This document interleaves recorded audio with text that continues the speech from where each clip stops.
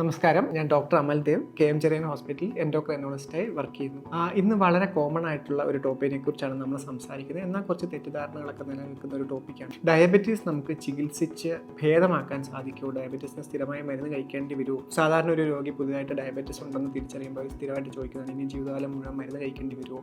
ഇത് നമുക്ക് ഭേദമാക്കാൻ സാധിക്കുമോ? മരുന്നില്ലാതെ പോകാൻ സാധിക്കുമോ എന്നുള്ളത്. അപ്പോൾ അതിൽ തന്നെ നമ്മൾ ഡയബറ്റീസിനെ കുറിച്ച് സംസാരിക്കുമ്പോൾ ഡയബറ്റീസ് ക്യൂർ ചെയ്യാൻ പറ്റുമോ എന്നുള്ളതാണ് ആ ചോദ്യത്തിൻ്റെ അർത്ഥം. പക്ഷേ ഡയബറ്റീസിൻ്റെ കാര്യത്തിൽ നമ്മൾ ക്യൂറിനെ കുറിച്ചല്ല സംസാരിക്കുന്നത്. നമ്മൾ ഡയബറ്റീസിൻ്റെ റെമിഷൻ അല്ലെങ്കിൽ റിവേഴ്സലിനെ കുറിച്ചാണ് സംസാരിക്കുന്നത്. പ്രത്യേകിച്ച് ഡയബറ്റിക് റെമിഷൻ എന്നാണ് പറയുന്നത്. അപ്പോൾ എന്താണ് ക്യൂറും റെമിഷനും തമ്മിലുള്ള വ്യത്യാസം? അപ്പോൾ ക്യൂർ എന്ന് പറഞ്ഞാൽ നമ്മൾ ആ അസുഖം ചികിത്സിച്ച് ഭേദമാക്കുന്നു. ഈ അസുഖം ഇനി തിരിച്ചു വരാൻ സാധ്യതയില്ല, നമ്മളിനി അതിനെക്കുറിച്ച് ചിന്തിക്കേണ്ട എന്നുള്ളതാണ്. ഉദാഹരണത്തിന് നമ്മളൊരു ഇൻഫെക്ഷൻ, ഉദാഹരണത്തിന് ഒരു എലിപ്പനി ഒരാൾക്ക് വരുന്നു, നമ്മൾ ആൻറ്റിബയോട്ടിക് കൊടുക്കുന്നു, എലിപ്പനി മാറ്റുന്നു. ഇനി അയാൾക്ക് വീണ്ടും ഒരു എലിപ്പനി വരാനുള്ള സാധ്യത മറ്റേതൊരു വ്യക്തിയെ പോലെ മാത്രമേ ഉള്ളൂ.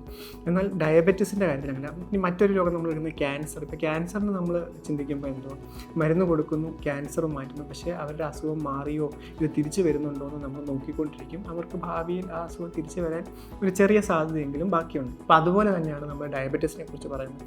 ഡയബറ്റീസിൽ റിമിഷൻ ആണുള്ളത്. ക്യാൻസറിൽ നമ്മൾ റിമിഷൻ എന്ന് പറയുന്ന പോലെ ഡയബറ്റീസിൽ റിമിഷൻ ആണുള്ളത്. അതായത് നമ്മൾ അസുഖത്തെ നിയന്ത്രണത്തിൽ നിർത്തുന്നു, മരുന്നുകളൊന്നും ഇല്ലാതെ തന്നെ നിയന്ത്രണത്തിൽ നിർത്തുന്നു. പക്ഷേ ഈ അസുഖം എപ്പോൾ വേണമെങ്കിലും, ഡയബറ്റീസ് എപ്പോൾ വേണമെങ്കിലും തിരിച്ചു വന്നേക്കാം. അതുകൊണ്ട് ഡയബറ്റീസ് തിരിച്ചു വരുന്നുണ്ടോ എന്ന് നമ്മൾ മോണിറ്റർ ചെയ്തുകൊണ്ടിരിക്കണം. അതോടൊപ്പം ഡയബറ്റീസിൻ്റെ കോംപ്ലിക്കേഷൻസ് വരുന്നുണ്ടോ എന്നും മോണിറ്റർ ചെയ്തുകൊണ്ടിരിക്കണം. ഇപ്പോൾ ഇത് നാച്ചുറലായിട്ട് തന്നെ റിമിഷൻ ചില സമയത്ത് സംഭവിക്കും. ഉദാഹരണത്തിന് നമ്മളൊരു പ്രഗ്നൻസിയിലെ ഡയബറ്റീസ്. അപ്പോൾ പ്രഗ്നൻസിയിൽ നമുക്ക് കൂടുതൽ ഇൻസുലിൻ വേണം, ഇൻസുലിൻ റെസിസ്റ്റൻസ് കൂടും. നമ്മൾ പ്രഗ്നൻസിയിൽ ഡയബറ്റീസ് വരുന്ന ആളുകൾ പ്രഗ്നൻസി തീരുമ്പോൾ അവർ റിമിഷനിൽ പോകുന്നു, പക്ഷേ അവർക്ക് ഫ്യൂച്ചറിൽ ഡയബറ്റീസിൻ്റെ സാധ്യത കൂടുതലാണ്. അതേപോലെ തന്നെ സ്റ്റിറോയിഡിൻ്റെ മരുന്ന് എടുക്കുന്ന ആളുകൾ, സ്റ്റിറോയിഡിൻ്റെ മരുന്ന് എടുക്കുന്ന സമയത്ത് ഷുഗർ ചിലപ്പോൾ കൂടാം. സ്റ്റിറോയിഡിൻ്റെ മരുന്ന് നടത്തുമ്പോൾ ആ ഷുഗർ താൽക്കാലികമായിട്ട് മാറി നിൽക്കുന്നു, പക്ഷേ ഫ്യൂച്ചറിൽ അത് തിരിച്ചു വരാനുള്ള സാധ്യതയുണ്ട്. അപ്പം നമ്മൾ റെമിഷനെ കുറിച്ച് പറയുമ്പോൾ പല ടൈപ്പ് റെമിഷനുണ്ട്. അപ്പോൾ റെമിഷൻ്റെ എപ്പോഴാണ് നമുക്കൊരു രോഗി റെമിഷനിൽ പോയി, ഡയബറ്റീസ് റെമിഷനിലായി എന്ന് പറയാൻ സാധിക്കുന്നത്? ഒന്ന്, 3 മാസത്തേക്കെങ്കിലും മരുന്നില്ലാതെ ഷുഗർ നല്ല കൺട്രോളിൽ നിർത്തുമ്പോഴാണ് നമ്മൾ ഡയബറ്റീസ് റെമിഷനായി എന്ന് പറയുന്നത്. അതായത് 3 മാസത്തിൽ മരുന്നില്ലാതെ നമ്മൾ ചെക്ക് ചെയ്യുമ്പോൾ HbA1c 6.5 താഴെയോ അല്ലെങ്കിൽ ഫാസ്റ്റിംഗ് ഷുഗർ 120 താഴെയോ കിട്ടുവാണെങ്കിൽ ഇപ്പോൾ ആ രോഗിക്ക് ഡയബറ്റീസ് ഇല്ല, ഡയബറ്റീസ് റെമിഷനിലാണെന്ന് നമുക്ക് പറയാൻ സാധിക്കും. ഡയബറ്റിക് റെമിഷൻ നമ്മൾ പല ടൈപ്പായിട്ടാണ് തിരിക്കുന്നത്. അതിൽ തന്നെ ട്രാൻസിയൻറ്റ് റെമിഷൻ, അതായത് ഒരു 3 മുതൽ 6 മാസത്തേക്ക് മരുന്നില്ലാതെ കൺട്രോളിൽ നിൽക്കുന്നുണ്ടെങ്കിൽ നമ്മൾ അത് ട്രാൻസിയൻറ്റ് റെമിഷൻ എന്ന് പറയുന്നു. ഷോർട്ട് ടേം റെമിഷൻ എന്ന് പറയുന്നത് ഒരു 6 മാസം മുതൽ 1 വർഷം നമ്മൾ മരുന്നില്ലാതെ HbA1c 6.5 താഴെ നിർത്താൻ സാധിച്ചാൽ നമ്മൾ ഷോർട്ട് ടേം എന്ന് പറയും. ലോങ് ടേം എന്ന് പറഞ്ഞാൽ 1 വർഷം മുതൽ 5 വർഷത്തേക്ക് പ്രൊലോങ്ഡ് റെമിഷൻ ഉണ്ട്. ആ 5 വർഷത്തിൽ കൂടുതൽ മരുന്നില്ലാതെ HbA1c കൺട്രോൾ ചെയ്ത് നിർത്താൻ സാധിച്ചാൽ പ്രൊലോങ്ഡ് റെമിഷൻ. അപ്പോൾ അങ്ങനെ ഒരു ടേം തന്നെ വന്നിട്ടുണ്ടെങ്കിൽ നമ്മൾ മനസ്സിലാക്കേണ്ടത് ഡയബറ്റീസ് നമുക്ക് 5 വർഷത്തിൽ കൂടുതൽ റെമിഷനിൽ നിർത്താൻ സാധിക്കും. പക്ഷേ ആർക്ക് സാധിക്കും, എങ്ങനെ സാധിക്കും എന്നുള്ളതാണ് പ്രസക്തമായിട്ടുള്ള കാര്യം. എല്ലാ ഡയബറ്റീസും റെമിഷനിലാക്കാൻ സാധിക്കുമോ? ഒരിക്കലും ഇല്ല. എല്ലാ ഡയബറ്റീസും റെമിഷനിൽ ആക്കാൻ സാധിക്കില്ല. അവിടെയാണ് നമ്മൾ പ്രത്യേകം ശ്രദ്ധ കേന്ദ്രീകരിക്കേണ്ടത്. ഡയബറ്റീസ്, ഇപ്പോൾ ടൈപ്പ് 1 ഡയബറ്റീസ്, അതിൽ ശരീരത്തിൽ തീരെ ഇൻസുലിൻ ഉണ്ടാവുന്നില്ല. അപ്പോൾ അങ്ങനെയുള്ള ഒരാൾ പോയിട്ട് ഡയബറ്റീസ് റെമിഷന് വേണ്ടി ശ്രമിച്ചു കഴിഞ്ഞാൽ വളരെ സിവിയറായിട്ടുള്ള കോംപ്ലിക്കേഷനിൽ എത്തിച്ചേരാനുള്ള സാധ്യതയുണ്ട്. ടൈപ്പ് 1 ഡയബറ്റീസ് പോലെ തന്നെ പാൻക്രിയാറ്റിക് ഡയബറ്റീസ്, പാൻക്രിയാസിൽ നീർക്കോൾ വന്ന് ഇൻസുലിൻ ഉണ്ടാകുന്ന ബീറ്റാ സെല്ലുകൾ നശിച്ചു പോകുന്ന അവസ്ഥ. ഈ പാൻക്രിയാറ്റിക് ഡയബറ്റീസിൽ പലപ്പോഴും നമുക്ക് മരുന്ന് നിർത്താൻ സാധിക്കില്ല. അപ്പോൾ ഈ ടൈപ്പ് 1 ഡയബറ്റീസിലോ പാൻക്രിയാറ്റിക് ഡയബറ്റീസിലൊക്കെ നമ്മൾ മരുന്ന് നിർത്തുന്നത് നമ്മൾ ജീവനെ തന്നെ അപകടത്തിലാക്കുന്ന ഒരവസ്ഥയിൽ എത്തിച്ചേർന്നേക്കാം. ഇനി ആർക്കാണ് റെമിഷന് സാധിക്കുന്നത്? നമ്മൾ സാധാരണ ടൈപ്പ് 2 ഡയബറ്റീസിലാണ് നമുക്ക് പലപ്പോഴും റെമിഷൻ എളുപ്പത്തിൽ സാധ്യമാകുന്നത്. കാരണം എന്താണെന്ന് വെച്ചാൽ ഇവിടെ ഇൻസുലിൻ റെസിസ്റ്റൻസ് ആണ് കൂടുതലായിട്ട് നിൽക്കുന്നത്. അപ്പോൾ റെസിസ്റ്റൻസ് കുറച്ച് കൊടുത്തു കഴിഞ്ഞാൽ റെമിഷനിൽ പോകാൻ സാധ്യതയുണ്ട്. പക്ഷേ എല്ലാ ടൈപ്പ് 2 ഡയബറ്റീസിൽ റെമിഷന് പോകാൻ സാധിക്കുമോ? ഇല്ല.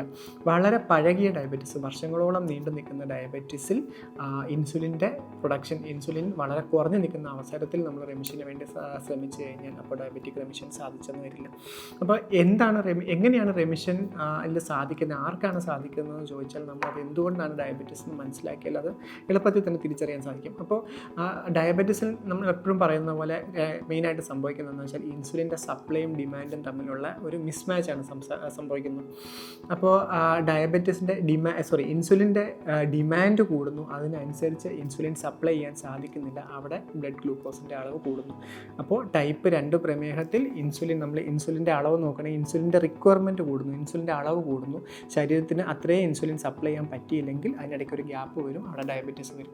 അപ്പോൾ നല്ല തുടക്ക സ്റ്റേജിൽ എന്താണ് സംഭവിക്കുന്നത് വെച്ചാൽ ഇൻസുലിൻ്റെ റിക്വയർമെൻറ്റ് കൂടുന്നു, അവിടെ ശരീരം കൂടുതൽ ഇൻസുലിൻ ഉണ്ടാക്കി ആ റിക്വയർമെൻറ്റും ഡിമാൻഡും സപ്ലൈയും തമ്മിൽ മാച്ച് ചെയ്യുന്നു. പക്ഷേ ഇങ്ങനെ എക്സ്ട്രാ ഇൻസുലിൻ ഉണ്ടാക്കി ഷുഗർ കൺട്രോൾ ചെയ്ത് വെക്കുന്ന അവസരത്തിൽ കുറേ കഴിയുമ്പോൾ നമ്മുടെ പാൻക്രിയാസ് ഒരു തളർച്ചയിലോട്ട് പോവുകയും പാൻക്രിയാസിൽ നിന്ന് വരുന്ന ഇൻസുലിൻ കുറഞ്ഞു പോവുകയും ചെയ്യുന്നു. അപ്പോൾ നമ്മുടെ ഡിമാൻഡ് കൂടുതലാണ്, സപ്ലൈ കൂട്ടി നിർത്തിയേക്കുവാണ്, കുറച്ച് കഴിയുമ്പോഴത്തേക്കും ആ സപ്ലൈ പതുക്കെ കുറഞ്ഞു വരുന്നു. അപ്പോൾ ഡിമാൻഡും സപ്ലൈയും തമ്മിലൊരു ഗ്യാപ്പ് വരുന്നു, അവിടെ ബ്ലഡ് ഗ്ലൂക്കോസ് ഉയർന്നു വരുന്നു, ആ പേഷ്യൻ്റ് ഡയബറ്റീസ് ആയിട്ട് മാറുന്നു. അപ്പോൾ റെമിഷനിൽ പോകണമെങ്കിൽ എന്ത് സംഭവിക്കണം? റെമിഷനിൽ പോകണമെങ്കിൽ നമ്മൾ റിക്വയർമെൻറ്റ് ഡിമാൻഡ് കുറയ്ക്കണം. അപ്പോൾ ഇവിടെ ഡിമാൻഡ് കൂടുതലാണ്, സപ്ലൈ കൂടുതലാണ്, സപ്ലൈ ഡിമാൻഡിൽ നിന്ന് കുറച്ച് കുറഞ്ഞിരിക്കുകയാണ്. അപ്പോഴും നോർമലിന് മേളിലൊരു സപ്ലൈ അവിടെ ഉണ്ട്. അപ്പോൾ നമ്മൾ ഇൻസുലിൻ്റെ ഡിമാൻഡ് കുറച്ച് കൊടുക്കുകയാണെങ്കിൽ അവിടെ സപ്ലൈ ഡിമാൻഡുമായിട്ട് മീറ്റ് ചെയ്യുകയും വീണ്ടും ഇൻസുലിൻ റിക്വയർമെൻറ്റ് കുറയും, അല്ലെങ്കിൽ ഷുഗർ നോർമലായിട്ട് നിൽക്കുകയും ചെയ്യും. അപ്പോൾ എങ്ങനെ ഇൻസുലിൻ്റെ റിക്വയർമെൻറ്റ് കുറയ്ക്കാൻ പറ്റും? അപ്പോൾ ഇൻസുലിൻ റെസിസ്റ്റൻസ് എങ്ങനെയാണ് വരുന്നത്? ഇൻസുലിൻ റെസിസ്റ്റൻസ് വരുന്നത് മെയിനായിട്ട് ഇൻസുലിൻ വർക്ക് ആവാത്തതുകൊണ്ടാണ്. അതിന് 2 രീതിയിലുള്ള റെസിസ്റ്റൻസിനെ കുറിച്ച് നമ്മൾ പറയും. ഒന്ന് central insulin resistance, 2 peripheral insulin resistance. അതായത് ലിവറിലുള്ള റെസിസ്റ്റൻസും മസിലിലുള്ള റെസിസ്റ്റൻസുമാണ് നമ്മൾ ഉദ്ദേശിക്കുന്നത്. ലിവറിലുള്ള ഇൻസുലിൻ റെസിസ്റ്റൻസ് കുറയ്ക്കാൻ ഏറ്റവും എളുപ്പമായിട്ടുള്ള വഴിയെന്ന് വെച്ചാൽ വണ്ണം കുറയ്ക്കുക, വെയിറ്റ് കുറയ്ക്കുക എന്നുള്ള, ഫാറ്റ് കണ്ടൻറ്റ് കുറയ്ക്കുക എന്നുള്ള, പ്രത്യേകിച്ച് വയറിൻ്റെ ഭാഗത്തുള്ള വിസറൽ ഫാറ്റ്. ആ ഫാറ്റ് കുറയുന്നതോടെ ലിവറിൽ ഇൻസുലിൻ കൂടുതൽ നന്നായിട്ട് വർക്ക് ചെയ്യും. ലിവറിലുള്ള കൊഴുപ്പ് വലിഞ്ഞു പോകുന്ന പാൻക്രിയാസിലുള്ള കൊഴുപ്പ് പോകുമ്പോഴത്തേക്കും ലിവർ നന്നായിട്ട് വർക്ക് ചെയ്യും, അല്ലെങ്കിൽ ലിവറിൽ ഇൻസുലിൻ നന്നായിട്ട് വർക്ക് ചെയ്യും. സെൻട്രൽ ഇൻസുലിൻ റെസിസ്റ്റൻസ് കുറയും.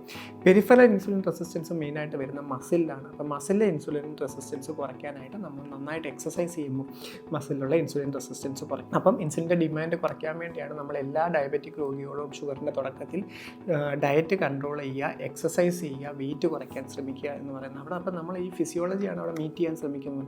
അപ്പോൾ വെയിറ്റ് കുറയുമ്പോഴത്തേക്കും സെൻട്രൽ ഇൻസുലിൻ റെസിസ്റ്റൻസ് കുറയുന്നു, പെരിഫറലും കുറയുന്നു. എക്സസൈസ് ചെയ്യുമ്പോൾ പെരിഫറൽ ഇൻസുലിൻ റെസിസ്റ്റൻസ് നന്നായിട്ട് കുറയുന്നു. അപ്പോൾ നമുക്കുള്ള ഇൻസുലിൻ തന്നെ സപ്ലൈ ഡിമാൻഡ് നന്നായിട്ട് മാച്ച് ചെയ്ത് പോകുന്നു. അതേപോലെ നമുക്ക് ഇൻസുലിൻ്റെ ഡിമാൻഡ് കുറയ്ക്കാൻ വേണ്ടി എന്ത് ചെയ്യാൻ പറ്റും? ഭക്ഷണം നിയന്ത്രിക്കാൻ പറ്റും. ഇപ്പോൾ ഭക്ഷണം നന്നായിട്ട് നിയന്ത്രിക്കുമ്പോൾ അത്രയും ഗ്ലൂക്കോസ് കുറച്ച് മാനേജ് ചെയ്താൽ മതി. അപ്പോഴും ഒരു കാലറി ഡെഫിസിറ്റ് വരുമ്പോഴത്തേക്കും ഡയറ്റ് റെസ്ട്രിക്ട് ചെയ്യുമ്പോൾ ഇൻസുലിൻ്റെ റിക്വയർമെൻറ്റ് കുറച്ച് മതി. അപ്പോൾ ആർക്കാണ് ഡയബറ്റിക് റിമിഷന് വേണ്ടി ശ്രമിക്കാൻ സാധിക്കുന്നത്? കുറച്ചെങ്കിലും ഇൻസുലിൻ പ്രൊഡക്ഷൻ നിൽക്കുന്ന അവസരത്തിൽ ഇൻസുലിൻ്റെ ഡിമാൻഡ് കുറയ്ക്കുമ്പോൾ റിമിഷനിൽ പോകും. അതുകൊണ്ട് തന്നെ ഡയബറ്റീസിൻ്റെ തുടക്ക സ്റ്റേജുകളിൽ, പ്രത്യേകിച്ച് ആദ്യത്തെ ഒരു 5 മുതൽ 7 വർഷത്തിനുള്ളിലാണ് ഡയബറ്റിക് റിമിഷൻ ഏറ്റവും എളുപ്പത്തിൽ സാധ്യമാകുന്നത്.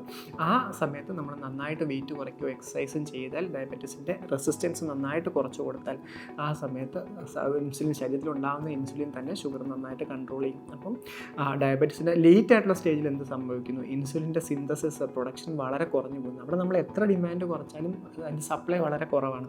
അപ്പോൾ ഒരു വളരെ പഴകിയ ഡയബറ്റീസ്, കോംപ്ലിക്കേഷൻസ് വരെ വന്ന ഡയബറ്റീസ്, 10-20 വർഷമായ ഷുഗറിൽ നമ്മൾ പോയിട്ട് മരുന്നുകളെല്ലാം നടത്തി ഡയബറ്റീസ് റെമിഷന് വേണ്ടി ശ്രമിച്ചു കഴിഞ്ഞാൽ അവിടെ സപ്ലൈ വളരെ കുറവാണ്. കുറച്ച് ഇൻസുലിനെ ഉൽപ്പാദിപ്പിക്കുന്നുള്ളൂ. അവിടെ നമ്മൾ മരുന്ന് കുറയ്ക്കാൻ ശ്രമിച്ചു കഴിഞ്ഞാൽ വീണ്ടും സപ്ലൈ കുറയുകയും അവിടെ ഡിമാൻഡ് സപ്ലൈ മാച്ച് ആവാൻ ഭയങ്കര പാടാണ്.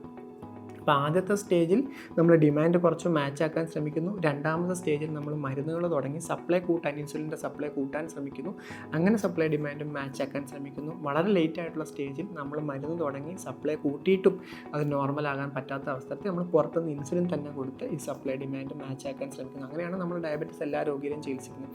അതുകൊണ്ട് തന്നെ ഏത് രോഗിയിൽ ഏത് അവസരത്തിൽ ഏറ്റവും നല്ല ട്രീറ്റ്മെൻറ്റ് എന്താണെന്ന് തീരുമാനിക്കുന്നത് ഇതിനെ ബേസ് ചെയ്തിട്ടാണ്. ഇപ്പോൾ തുടക്ക സ്റ്റേജിൽ റെസിസ്റ്റൻസ് കുറയ്ക്കാനായി മെറ്റ്ഫോമിൻ മാത്രം കഴിച്ചാൽ മതിയാവും. അതിൻ്റെ അടുത്ത സ്റ്റേജിൽ ഇൻസുലിൻ്റെ പ്രൊഡക്ഷൻ കൂട്ടാനായിട്ട് ഇൻസുലിൻ ഉൽപ്പാദിപ്പിക്കുന്ന മരുന്നുകൾ ചിലപ്പോൾ നമ്മൾ ഉപയോഗിച്ചേക്കാം. വളരെ ലേറ്റ് ആയിട്ടുള്ള സ്റ്റേജിൽ ഇൻസുലിൻ ഉൽപ്പാദനം തികയാതെ വരുമ്പോൾ നമ്മൾ പുറത്തുനിന്ന് ഇൻസുലിൻ കൊടുത്ത് ഷുഗർ കൺട്രോൾ ആക്കാൻ ശ്രമിക്കുന്നു. അപ്പോൾ ഇതിൻ്റെ മൊത്തത്തിൽ ഇപ്പോൾ നിങ്ങൾക്ക് മനസ്സിലായി കാണും ആർക്കൊക്കെ റെമിഷന് സാധിക്കും, എങ്ങനെയാണ് റെമിഷൻ്റെ ഒരു മെത്തേഡ് അല്ലെങ്കിൽ ഒരു മെക്കാനിസം എന്നുള്ളത്. അപ്പോൾ ഫൈനലി കൺക്ലൂഡ് ചെയ്ത് പറയുമ്പോൾ 2-3 കാര്യങ്ങളാണ് ഓർക്കാനുള്ളത്. ഒന്ന്, ഡയബറ്റീസിൻ്റെ കാര്യത്തിൽ നമ്മൾ ക്യൂറിനെ കുറിച്ച് പറയുന്നില്ല, നമ്മൾ റെമിഷനെ കുറിച്ചാണ് പറയുന്നത്.